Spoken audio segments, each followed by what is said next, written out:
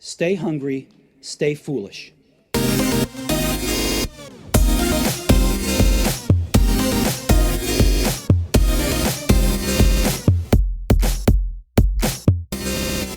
Joseph Pine and Jim Gilmore's classic, The Experience Economy, identified a seismic shift in the business world.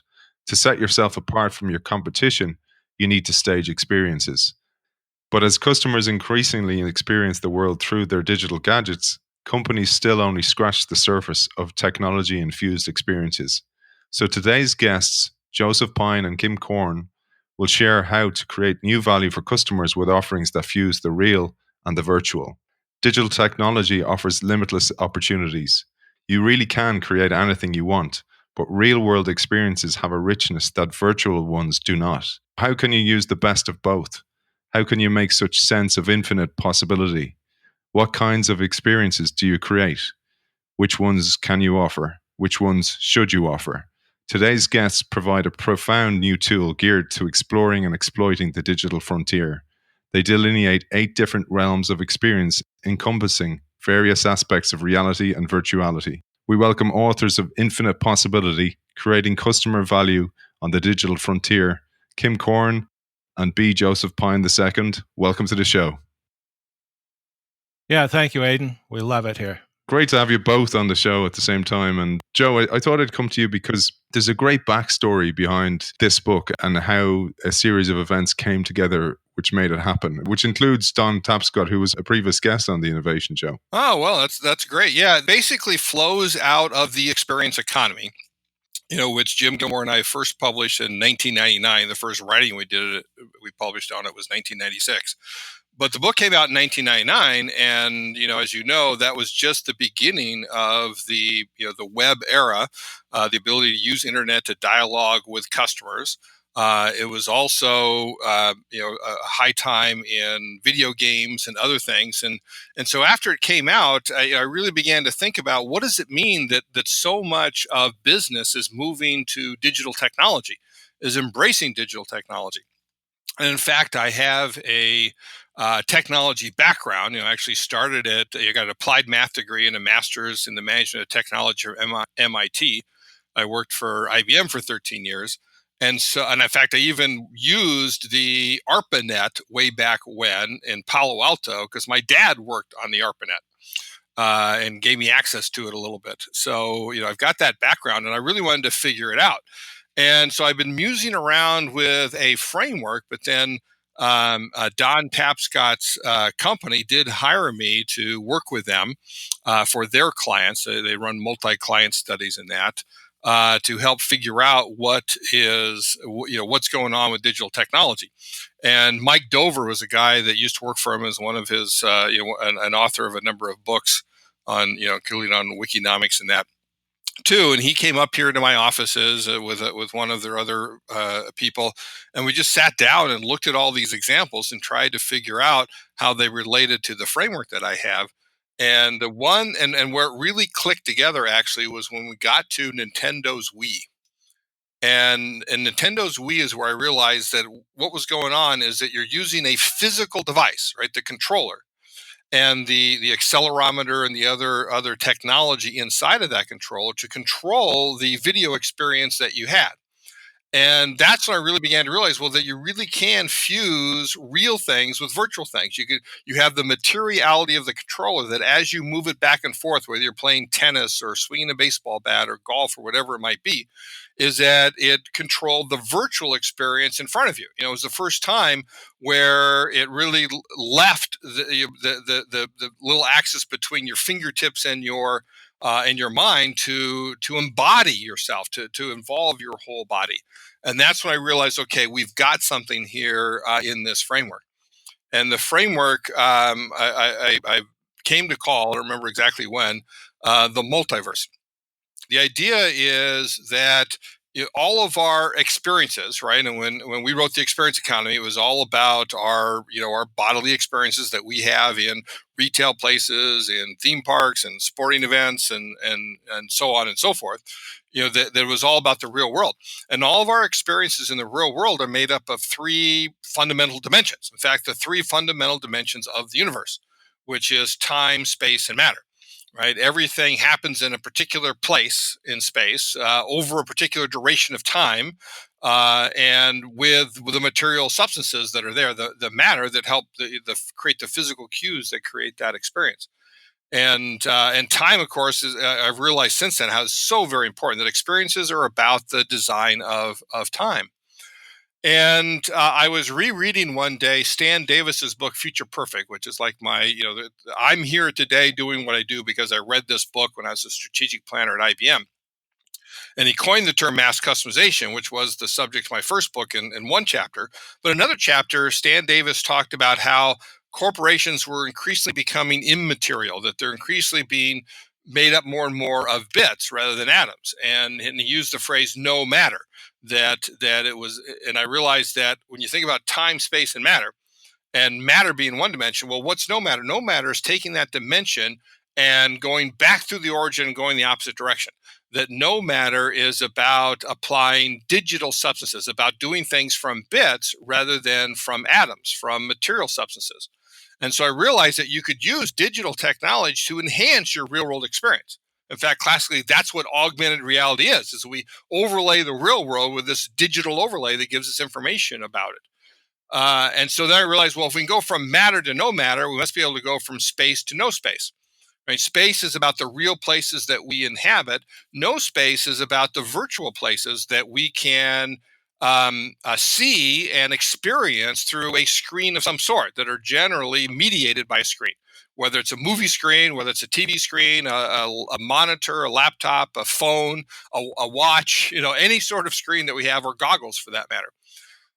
So right now, you, Aiden, Kim, and I are all in our separate physical places, but then we come together virtually in this virtual space of a podcast, right? So this is a virtual place that exists in audio only out there on the web. And then there is, so you go from matter to no matter, space to no space, then you go from time to no time. And this is a little bit of the more difficult one, but time is basically the actual events that unspool before us moment by moment by moment. Right? And there's nothing you can do about it. In fact, you could do a little physics jokes and say that the time goes at the approximate speed of 1 second per second. Right? And there's nothing you can do about it. But no time is any way that you get out of that you stop being held to the tyranny of time, that you hyperlink things like you can on the web, that you have asynchronous conversations, that we record this at one time, you edit it another time, and then people then listen to it at a third time. Right, that's an example of a no time experience. If you experience the past, if you envision the future, if you get into flow, where all sense of time washes away, all of those are playing with time. So any way you play with time qualifies as no time. So that then is the multiverse. It's basically these three dimensions with two different endpoints of again matter and no matter, space and no space, time and no time.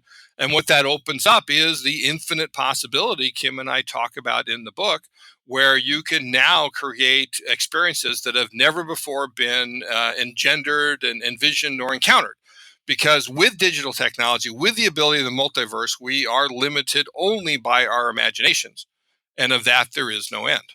What really came forward to me, and bearing in mind, you wrote the book in 2011, like this book is still ahead of its game, even though you wrote it 7-8 years ago. So, But one of the things that really dawned on me was that business usually mistakenly looks at the world in terms of parts or whole, so that they don't look at it holistically. So, for example, we have a digital department or an innovation department, and they're all silos, instead of looking at it as a holistic whole. And you talk about most executives and business leaders and leadership frame most of their decisions around physical versus virtual, or atoms versus bits.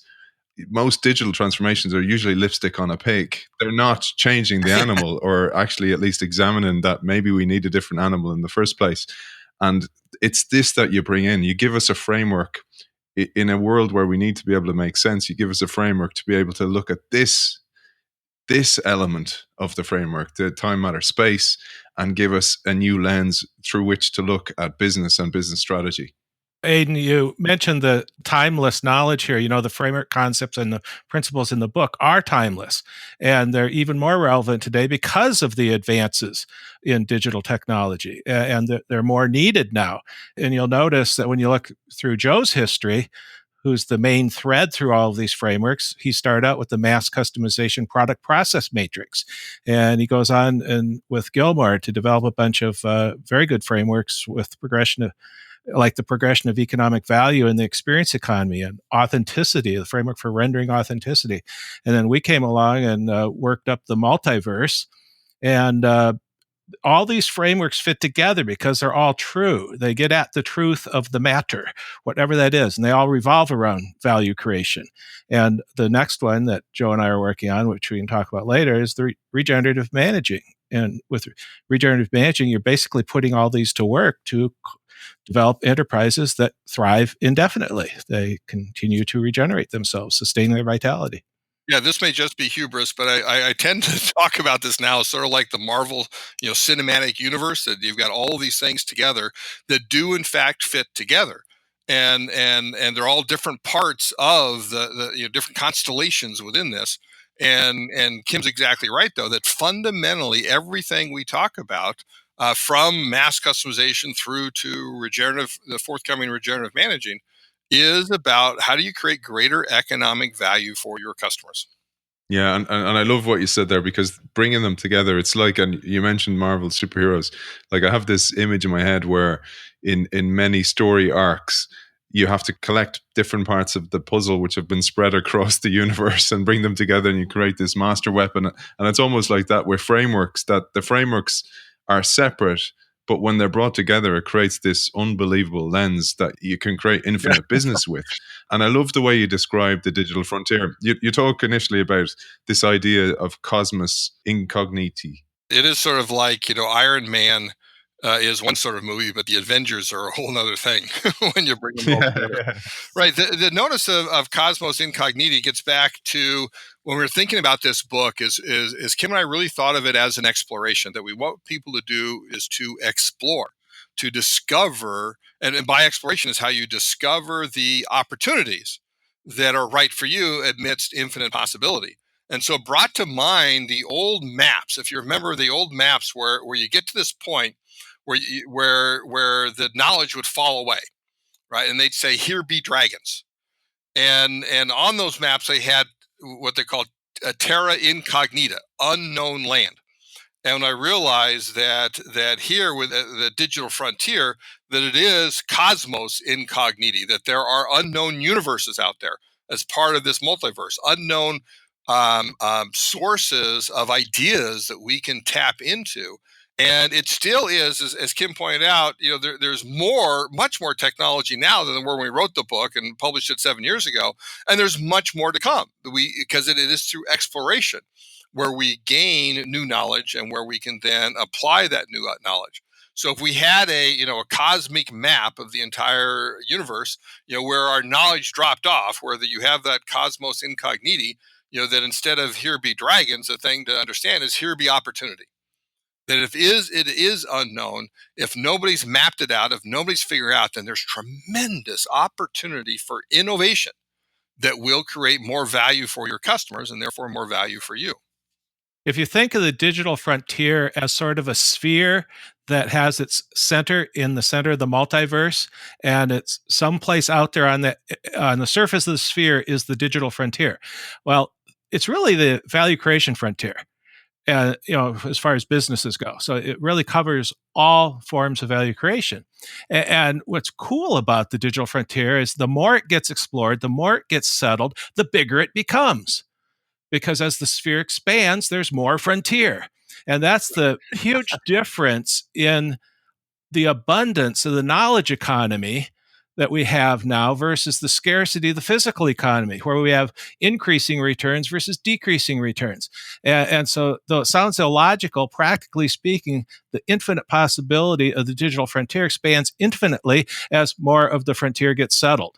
Beautiful. this is why I'm saying it's so ahead of its time, because it was like this long lost map that was been lying there. And you know, Joe, you were saying the book's still selling like hotcakes because it's still so relevant for people. And what really attracted me to your work in the first instance, Joe, was it's like these frameworks through which to make sense of something that you're just totally unaware of. Like, so I served as a head of digital and a head of innovation, and you need these frameworks, no matter how good you are.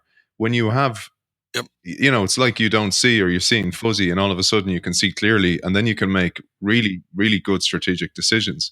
But you know, I'm conscious of time and us running out of time because there's so much in this, and we haven't even got to the 8 realms of the multiverse. It's going to be difficult to describe this.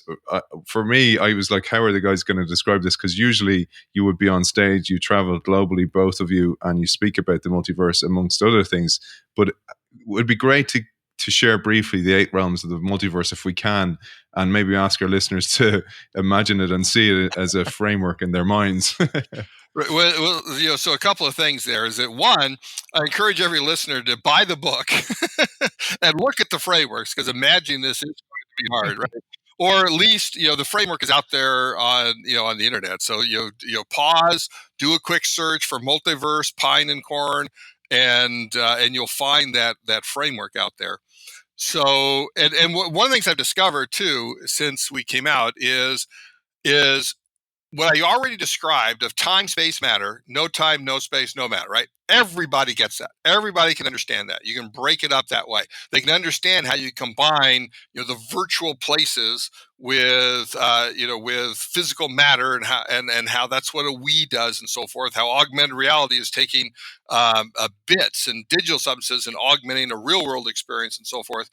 But to understand it all does get very difficult. So I, you know, when I was at MIT as statistics professor, when he started to get into the more detailed, mathematical realms, would say, fasten your seatbelts. Right. So that's good advice here that as we get into this, you know, it's fasten your seatbelts as we go through it, because what you have here is a 2 by 2 by 2, right? You got the 3 dimensions with the 6 endpoints, and they yield a 2 by 2 by 2 where you can have, you know, again, matter or no matter, space or no space, time or no time. And so you have in that 2 by 2 by 2 octants. There are 8 octants. There are 8 ways you can take those things and look at them individually. And 2 of them are really easy, right? So one is reality and the other is virtuality.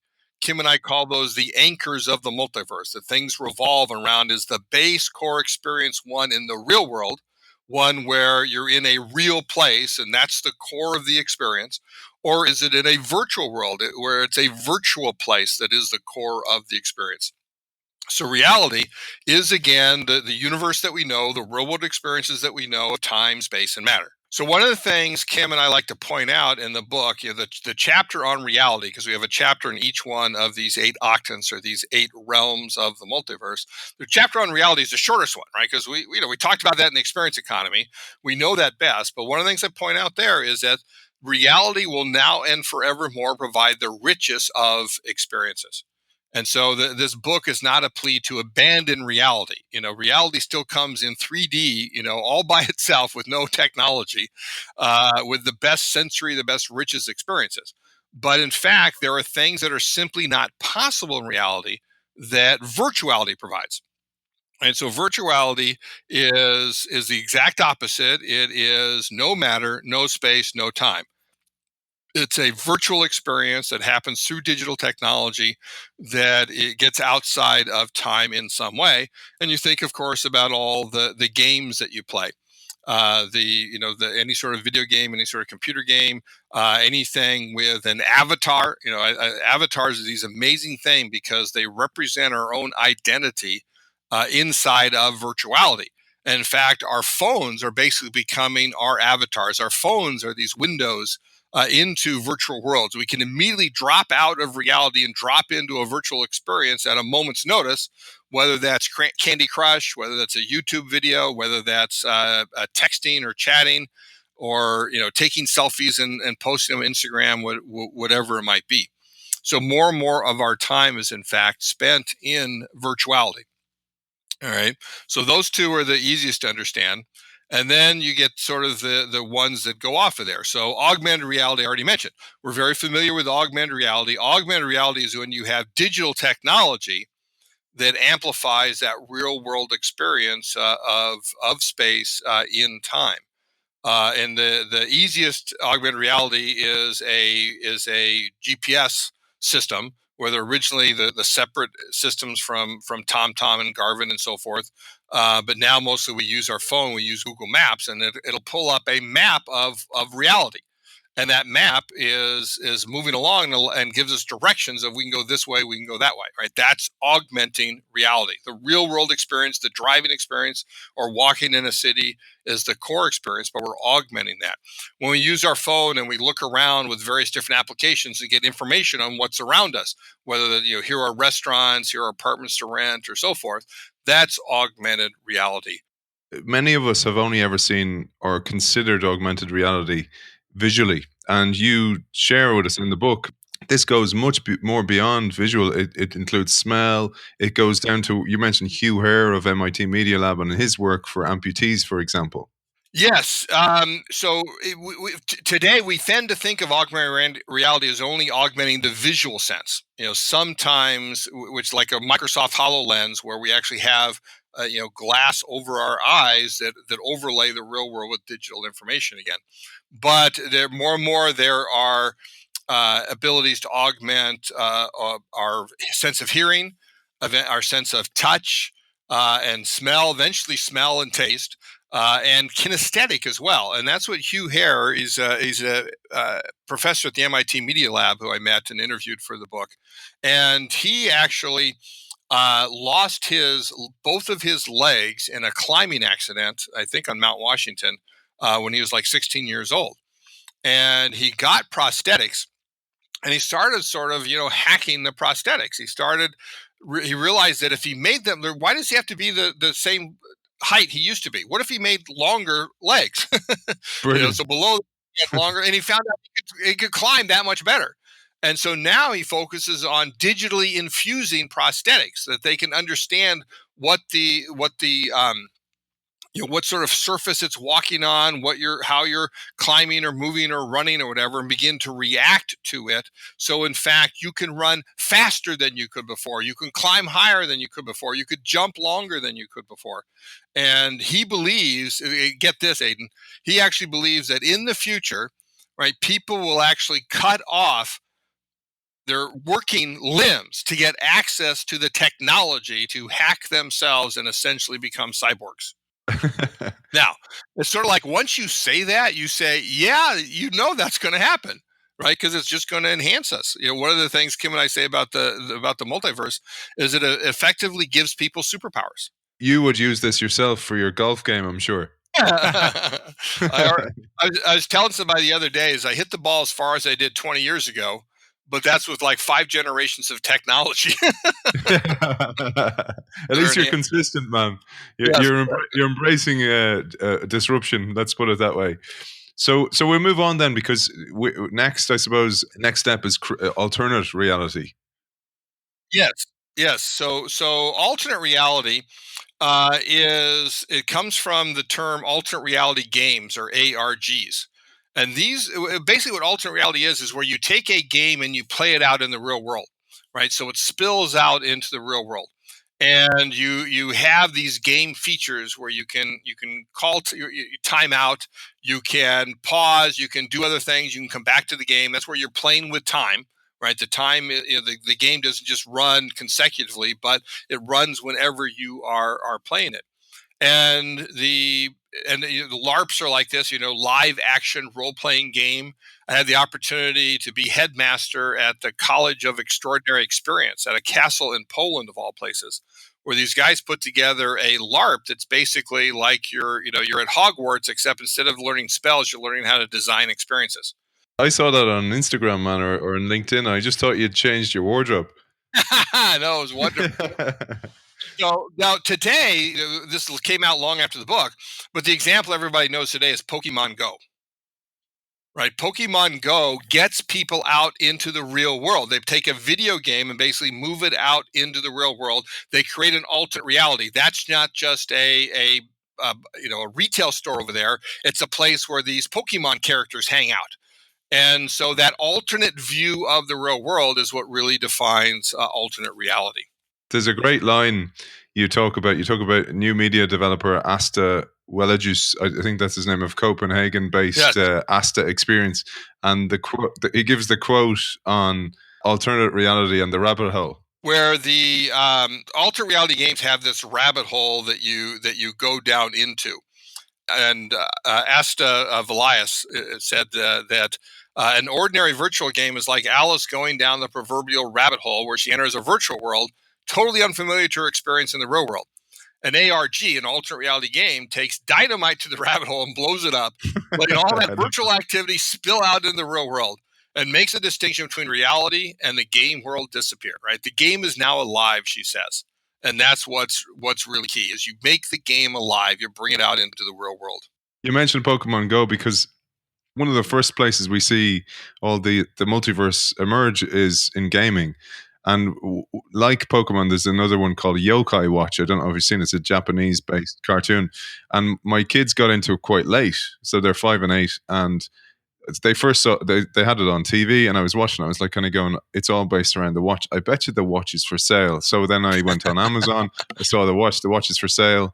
Then I started going down the rabbit hole where I saw that they actually make massive money from selling the little discs that go into the watch that enable each of the characters. And then I went further. I went, this would be really, really great because I'd read the book and I was like, this is a great example of the multiverse in action here. So the cartoon sells the watches, sells the merchandise, sells the tokens, makes people create this scarcity. And then I was like, next, I was kind of going, it would be great if it was augmented. Then I saw there's an app, you scan the things, they come to life, they make their sound and they introduce themselves. And then I was like, the only thing missing is reality, in that Yokai Watch amusement park would be the ultimate pièce de résistance. Right. Well, like there are... what's the game out of Finland where you shoot the animals from Rovio? Hunting, man. We just call it hunting. No. Where animals shoot out, you sort of like put them in. Oh, Angry Birds. Angry Birds. Yes, thank you, Kim. Yeah, it's sort of like there are now Angry Birds theme parks, right? And there are Avatar theme parks, and there are Star Wars. There's a Star Wars hotel that Disney is creating where you are a character in it. Right, and that will be an alternate reality. Right, instead of a regular hotel, there's now this whole Star Wars overlay on top of it. So there's just much that you can do, and you can see how you're fusing the real and the virtual. You have aspects of both of those. You know what I love about alternate reality? It just speaks to the huge untapped potential that exists, because in the alternate reality games, you're talking about how people go into flow, and flow is your most productive possible state of mind and productivity and performance and whatever you're doing. And we talk about the fact that, gee, shouldn't we be making our work environment be like an alternate reality game, so that people do achieve flow? Right. And think about how radically different that is from today's work environments. Do your work environments have your people able to go into flow, and once there, stay there without interruption? It holds so much potential that I think is untapped. Jane Mcgonigal, sort of the mother of alternate reality, wrote a great book called Reality is Broken. And she does recommend that you use this internally, and one of the big things is so you can get epic wins. That's what you can get with games. You can get epic wins, and why shouldn't our work deliver epic wins to our company, to ourselves, and so forth, as Kim recommends? I'm glad you brought up Jane Mcgonigal, because I was going to put a marker here for the end when we get through the 8 realms, because we're still on alternate reality. Before we go to warp reality, alternate reality is actually a great example, and Jane Mcgonigal is now using this for strategizing and building visions of the future that people cannot yet see. So we might come back to that. I'm just putting a mental marker here for our audience that we're going to come back to that, because all the multiverse, we're going to talk at the end about how to actually put it into action in a prescriptive way. So before we get there, warped reality is next on the queue. All right, let's finish with the realm. So warp reality is sort of the odd duck in that it doesn't use digital technology. It is in a virtual place. It's in the real world. But what it does do is play with time.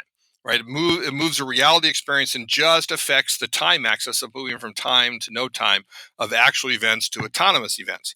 And so, originally we thought this would be sort of this weird thing because it really doesn't have much to do with digital technology. But what we realized in the writing was how many different ways you can play with time, and that's the key. And those ways you play with time can then apply to all sorts of virtual experiences as well. So you can hyperlink time. And you think about if you're on like a scavenger hunt and you're in a city and you're walking around and you drop down into the subway and you pop up at a different place. Well, effectively, as far as the city's concerned, it's like you teleported between one place and the other, right, with that no time in between. You can Kim mentioned get into flow. Mihai Csikszentmihalyi has came up with this concept of flow where all sense of time washes away. And it can happen in an alternate reality game, and it can happen in virtuality. But when it happens in reality, it really does get you from time to no time. Whether it's a game that you're playing, whether it's a work project that you have, whether doctors in the operating theater talk about getting into flow and so forth. And Csikszentmihalyi has this great phrase where he talks about what flow does, because it really gets rid of your sense of time, that you could be spending 3 or 4 hours on something and think only 20 or 30 minutes went by, as he talks about the freedom from the tyranny of time. Right, I love that phrase. That, man. Yeah. Right, no time gives you the freedom from the tyranny of time. And again, there are so many ways you can do that. You can shift into the past, like in a Civil War reenactment. You can envision the future. Think of it as pre-enactment, that you're envisioning what you're going to be. Consultants do that, right? Is that we want our clients to be able to envision this future, and therefore the chances that you can make it happen go way up, because to you it becomes real. With that envisioning, you can try and be timeless. You can, casinos get rid of clocks because they don't want you to know what time it is, and they want you to sort of get in flow when you're doing that. Yeah. But there's other ways you can do that. You can do it with the basic theme of the place. Santa Park in Rovaniemi, Finland, where you can meet Santa Claus. Their basic theme is everlasting Christmas. That every day you go there, it's Christmas. Right, I'm going, man. I was delighted to see that. I'm bringing the kids this Christmas. Oh, really? I was going to be there later this month in November, but it got pushed off to next summer. But it's a wonderful place. I can connect you with the owner of the company.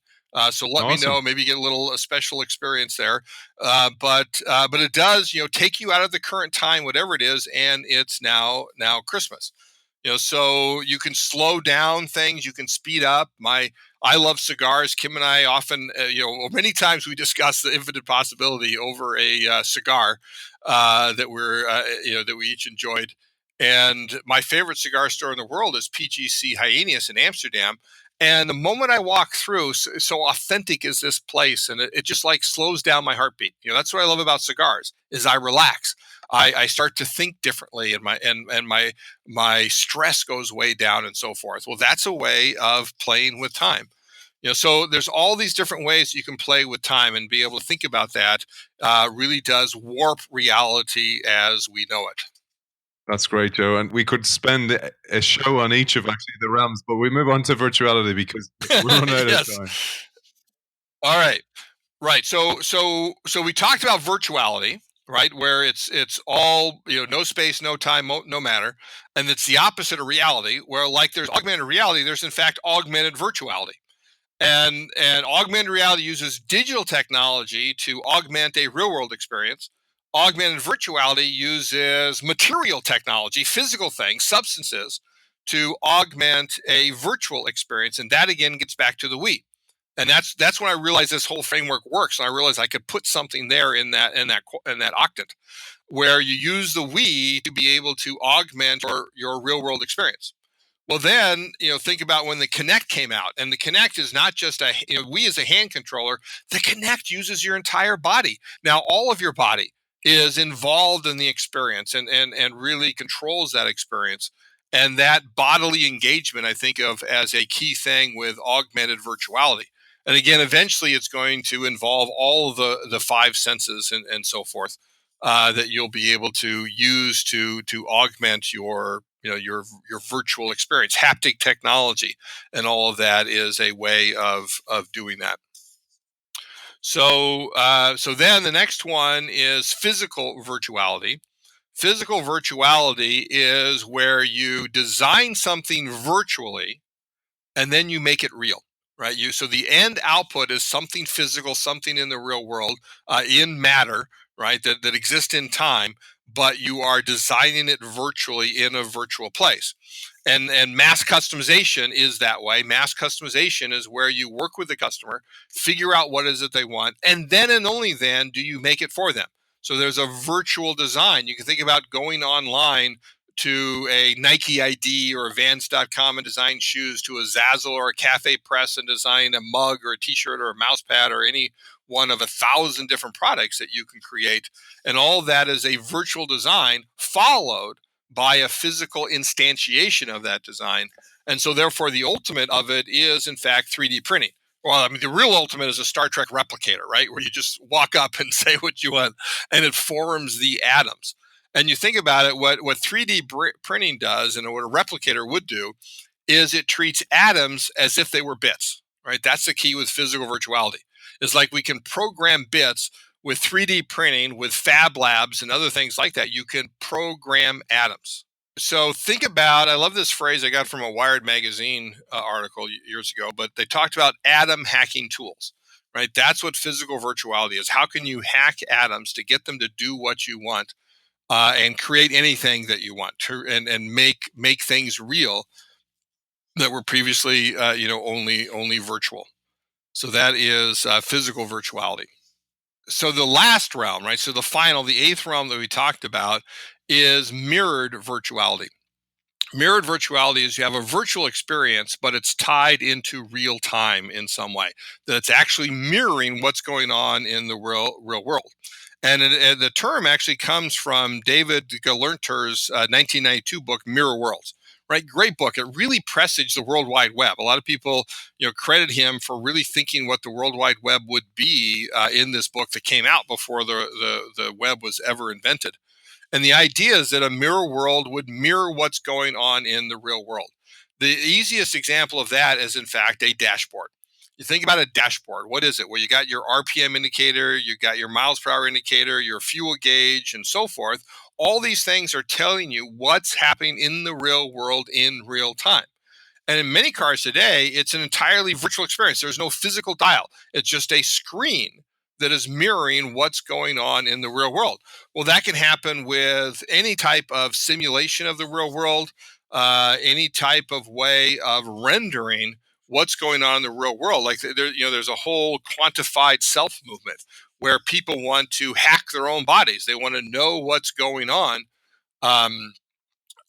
with their own bodies, and so they keep track of everything. You think about Fitbits and so forth. I got a Fitbit from my girls from last Christmas, and now I can track how many steps do I take, how many calories do I burn, how am I active. One of the things I love doing is actually the sleep. How long was I asleep and what stages of sleep that I'm in. And then you can look at that longitudinally and really make a difference in your life and change how you do things based off of it. So that's what mirrored virtuality does. It sort of replicates the real world in a virtual way, in some way, and ties it to real time. And there's just a lot of value to that. People love tracking stuff. They love what's going on, and that you can do with mirrored virtuality. So that basically is the multiverse. Again, you've got these 8 octants that are formed from these 6 endpoints that Kim and I call experience design variables that are based off of the 3 dimensions of time, space, and matter that yield this one multiverse where anything can happen, where we can now create experiences and things that have never before again been created. Joe, it's fantastic to get the multiverse from the horse's mouth, so to speak. Now we have the framework. Now we have the lens. How do we then deploy it? So there's a chapter in the book called Design to Deployment. And Kim, it'd be great to understand how businesses can use this first, and then perhaps how we can even use it for our lives. That chapter talks about the orchestration of exploration and exploitation, and that you need to be persistently acting into the future. And that means continually exploring and exploring on all fronts. What we've identified in there is several principles and examples of how you go about developing a virtuous cycle of exploring, exploiting, and operating that produces the continual regeneration of the enterprise in sustaining its vitality indefinitely, which is only done, of course, if you're persistently creating new value. I always like to say, for every challenge an enterprise has, however they look at it, it's ultimately a managing challenge. What you actually end up with in the deployment chapter is a sort of preview or overview of the regenerative managing framework. It's not presented as a framework. It's many of the principles because we didn't have the framework yet at that time. Do you know, Kim, I want to ask you this. So I love the way, you can use the multiverse first to envisage your future, to create a vision, and you can actually bring that vision to light. So pre-enactment, as Joe said. So you can actually create a vision for people who, we're all different. Some people don't have vision, so they can't actually create an imaginative future that doesn't exist yet. They can only move incrementally, which is a problem in management, a problem in leadership. So Right. they can use the multiverse to do that, and then they can actually use it to bring prototypes to life. And I thought about, say, a company like IKEA. So moving into the digital age, huge threat coming from people like Alibaba, Amazon, etc. Company like that, and they've just bought TaskRabbit. And Joe, I kind of quipped to myself that this is part of your original experience economy shift, that they moved from products to services or emerging the two. But how does a company like that then move up a level and add the lens of the multiverse to bring themselves to an even bigger level? Well, one of the things that you brought up is how does the company actually give this traction or something? And it's one thing to say, hey, here's the principles we want to follow in our exploring. And we hope we expect out of that to get the new value creation opportunities. But without a direction, without a purpose, without an identity established, and you talked about vision, without a fully crafted identity, you're all over the place because there is infinite possibility and you can't work on infinite number of things at a time. So part of the exercise is, in fact, to help craft that identity of what you want to be and what types of actions you're ultimately going to be taking to create value with that identity. That's right. Kim pointed out to me once W. Brian Arthur's, I think, famous definition of technology as a means to a human end. It's a human purpose. And what is that purpose? What do we want to do for our customers? What value do we want to create? And as Kim says, that's sort of the first starting point. And then with that direction that we have for exploration is we then need to explore.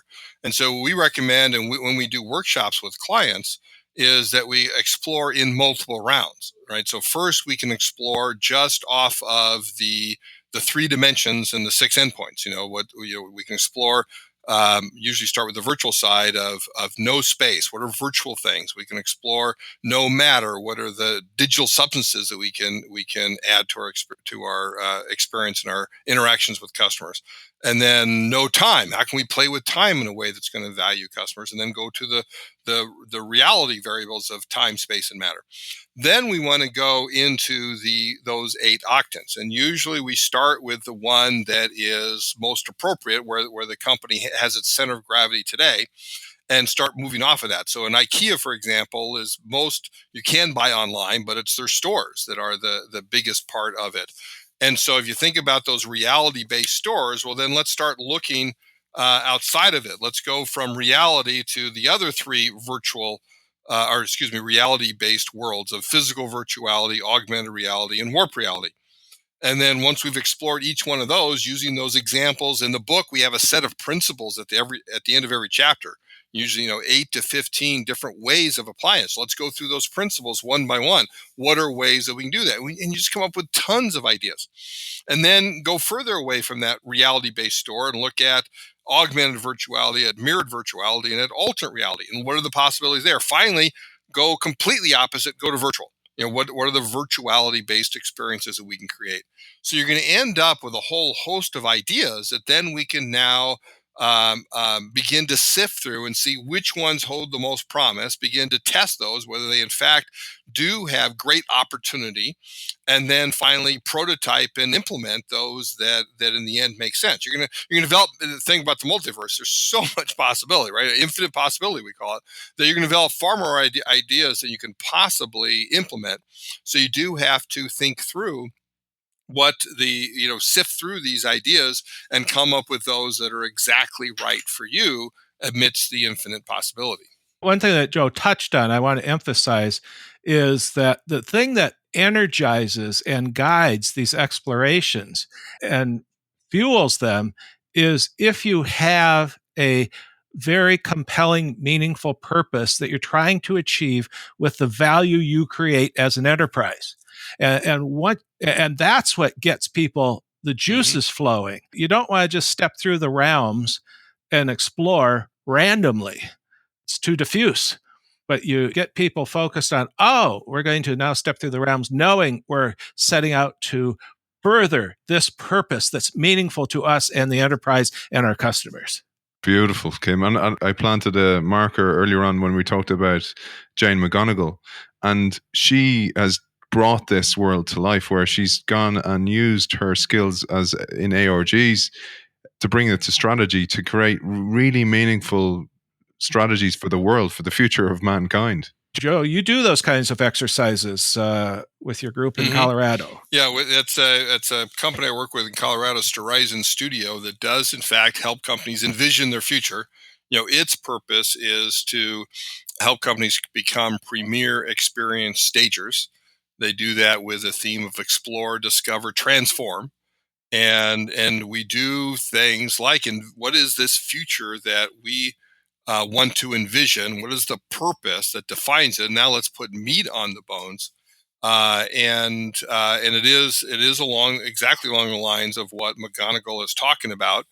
She has a great TED talk called "Gaming Can Make a Better World," and as well as her book that we referenced earlier, "Reality is Broken."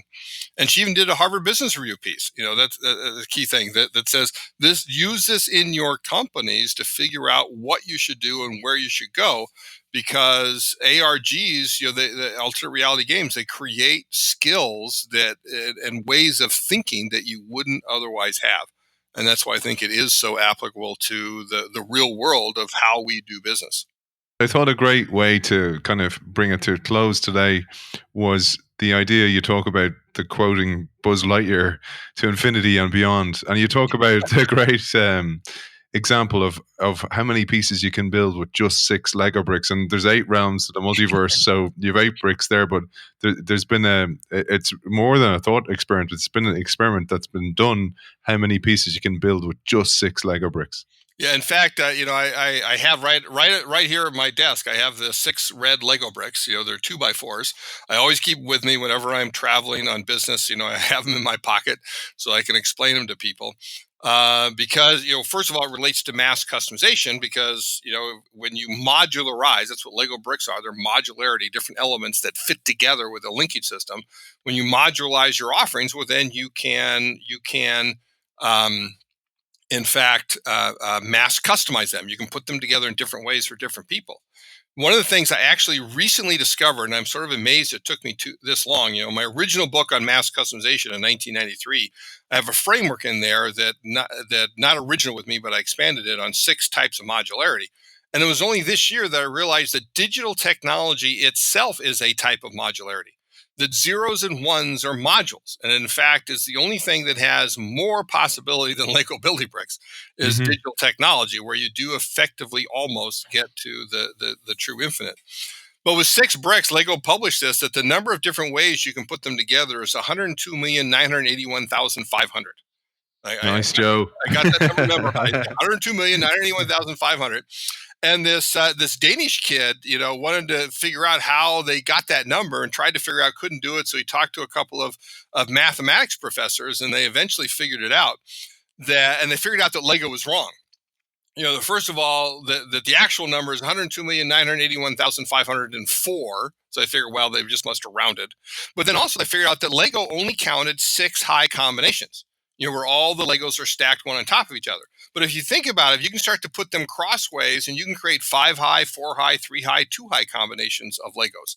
You can't create 1 high because those are basically the Legos laying on the floor, but that happens a lot. But That's some people's strategy, man. You're talking about there. right, I know. That's a great point. Your strategy is laying all over the floor. They're not even joined up. Right, exactly. Come on. So they figured out when you add in all the others that the actual number of all the different heights of combinations is 915,103,765. And that's only 6 Lego bricks. We talk about in there in the book. This is in the afterword to the book, To Infinity and Beyond, as you mentioned. Which I loved, by the way. It was a lovely way to finish. Yeah. Good.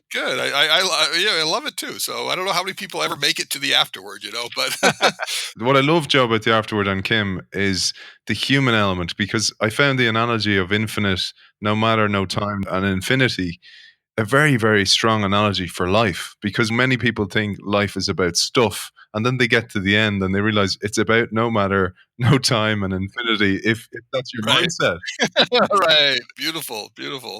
So one of the things we point out is that, that there are actually, as of 2011, there were 3,900 different kinds of Lego elements with over 58 different colors and over 7,500 active combinations. And they produce about 21 billion elements a year. So you start to add all of the combinations of Lego up, you begin to get a 10 followed by hundreds and hundreds of zeros, right? Just huge. But that's even a small amount of the total combinations. That's just Legos. Think about all the other things we have in the world and how all they can connect together, right? The zeros just multiply. But now, in fact, that it's a mathematical truity, although it hasn't been proved per se. But the fact is, you can never have an actual infinite number of anything. That you get into these paradoxes and things, that you have an infinite number of anything. So to say infinite possibility is in fact a little bit of hyperbole. It's just merely huge number, with hundreds and hundreds and thousands and millions of zeros. But it does recognize, too, that beyond the multiverse, right, beyond what we talk about in the universe, there is still something that is truly infinite, right? And that is the eternal. And the word eternal doesn't mean everlasting, as often people think. The word eternal means outside of time, something that exists outside of time and outside of space and outside of matter, as well as no time, no space, and no matter.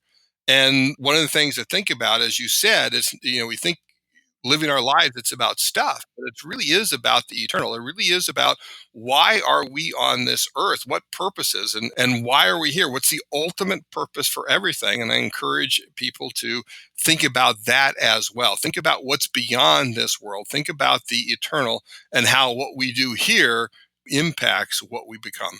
Beautiful, Joe. Beautiful. And Kim, that's a lovely segue for your and Joe's new book, When the Business Starts Thinking That Way, Regenerative Organizations. We have the framework done. We're just going through refining it and figuring out how to best present it. Yeah, and as Kim mentioned before, it does intersect with everything we talk about. The regenerative management framework does talk about, you need to understand the identity of the firm, that Jim and I first talked about in authenticity, coming up with elements of identity that Kim and I have now expanded, in fact. It relates to what are the offerings that you create, and that relates to the progression of economic value from the experience economy that defines the 5 economic offerings that you can create: commodities, goods, services, experiences, and transformations. Relates to infinite possibility. What are the possibility that lies before you? How do you unleash the creativity of your people to be able to effect those possibilities, to make them happen? And as Kim said, and then it all gets down to all of that has to be serving your meaningful purpose, serving the reason why you as a corporation exist in the world, and why you as a person, your purpose aligns with it, so that you can truly make a difference in this world. Nice, Joe, and I look forward to having you both on to talk about that one. And final, I'll get that in there now. Final question is just from a business perspective: where can people find you both, Kim and Joe, and find out about your work and where to contact you for strategic work? Kim? I have a website. It's a very difficult URL. It's kimkorn.com. Ooh, wait. Is that with K or a C? Oh, yes. It's Nice. KIMKORN.com. And in there, Joe and I have put together a few pages that will tell you about where we're going with regenerative managing and what we're up to, as well as some of our past works. Fantastic. And Joe? I actually do have bjp2.com, bjosephpine2.com, but I've never actually used it. But you can find me at strategichorizons.com. That's my company with Jim Gilmore and our managing partner, Doug Parker. Strategic Horizons with an S. Got my bio there. I have a section where I put down latest thoughts. What are some things? I actually had one recently where I talked about the power of modularity and introduced this concept that digital technology, in fact, is the most robust form of modularity we have today. One of the key reasons why you need to infuse your offerings with digital technology, because anything you can digitize, you can customize. And there's a way to get in contact with me there as well. And I'll give links to both your sites on the show and where to get the book as well. One thing I know is for sure, I'm not going to play Lego with either of you in the future. but I do look forward to sharing a cigar with you in the physical world someday. So, super. It's been a pleasure having you on the show. Authors of Infinite Possibility, Creating Customer Value on the Digital Frontier, Kim Korn and B. Joseph Pine II. Thanks for joining us. Thank you, Aidan. Thanks, Aidan.